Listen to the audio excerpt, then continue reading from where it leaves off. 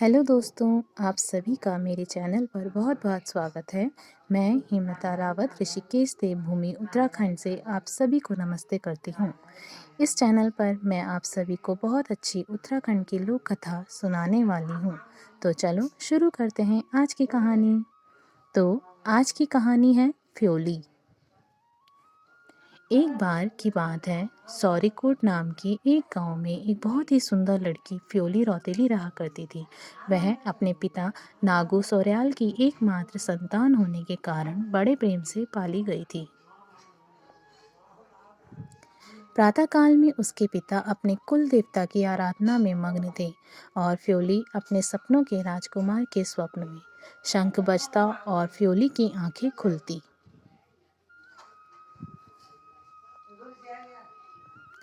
खिड़की से आती हुई धूप फ्योली की सुंदरता को और बढ़ा रही थी। उसके बुरांस जैसे लाल होंठ ढलते हुए सूर्य की लालिमा को मात देते थे। उसके पहाड़ी नयन नक्श उसे और भी सुंदर बनाते थे।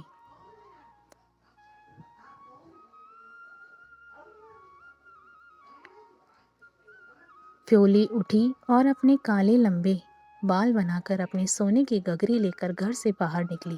उसकी सहेलियां भी उसके साथ पानी भरने आई। सबने जल भरा और वापस अपने अपने घर चली गई। लेकिन फ्योली हर बार की तरह नहाने के लिए वहीं रुक गई। वह पानी भर ही रही थी कि उसने पानी में किसी और की भी परछाई देखी। वह पीछे मुड़ी लेकिन वहाँ कोई भी नहीं था। ऊपर की ओर देखने पर उसने पाया कि एक आकर्षक युवक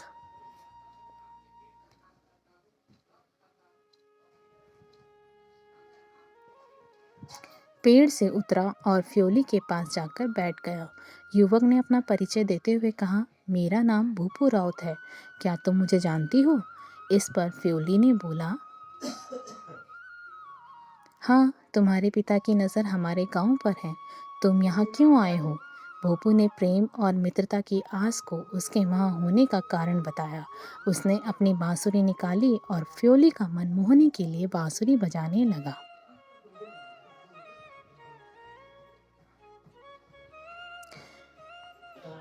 फ्योली मंत्रमुग्ध होकर उसे निहारने लगी। फिर भोंपू ने उससे अपने हाथों से बनाया फूलों का हार पहना दिया।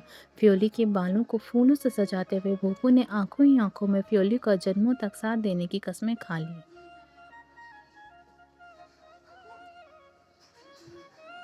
सूर्य ढलने पर फ्योली को आभास हुआ कि पूरा दिन निकल चुका है। वह घर की ओर भागी जहाँ उसके पिता गुस्से से लाल उसकी प्रतीक्षा कर रहे थे। फ्योली के बालों में फूल और गले में फूलों की माला देख उनका पारा और चढ़ गया। उन्होंने उससे देर होने का कारण पूछा तो फ्योली ने उन्हें भूपू के बारे में बताया। फ्योली के पिता ने गुस्से से आग बबूला होकर फ्योली को भूपू से न मिलने को कहा। फ्योली बोली कि वह अपने प्राण त्याग देगी लेकिन भूपू से ही विवाह करेगी।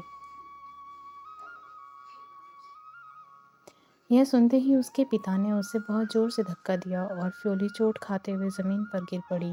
फ्योली अपने प्राण त्याग चुकी थी। उसे मरा हुआ पाकर उसके पिता को बहुत दुख हुआ।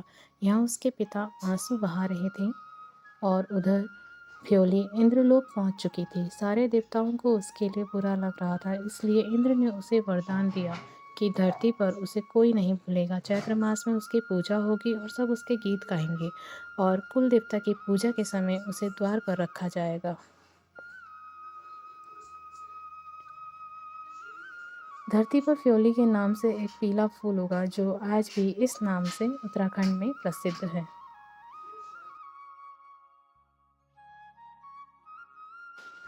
और तभी से उत्तराखंड में चैत्र मास से बैसाखी तक फुलदेई का पर्व मनाया जाता है। इन दिनों पूरे महीने छोटी बच्चियां घर घर जाकर लोगों की चौखट पर पीले फूल यानी फ्योली को रखते हैं और इस तरह से फुलदेई का पर्व मनाया जाता है। तो दोस्तों, अगर आपको ये कहानी अच्छी लगी तो मुझे सब्सक्राइब करना ना भूलें और अगर कोई कमी नज़र आई हो तो बताना ना भूलें। मिलते हैं एक और नई कहानी के साथ। तब तक के लिए नमस्ते।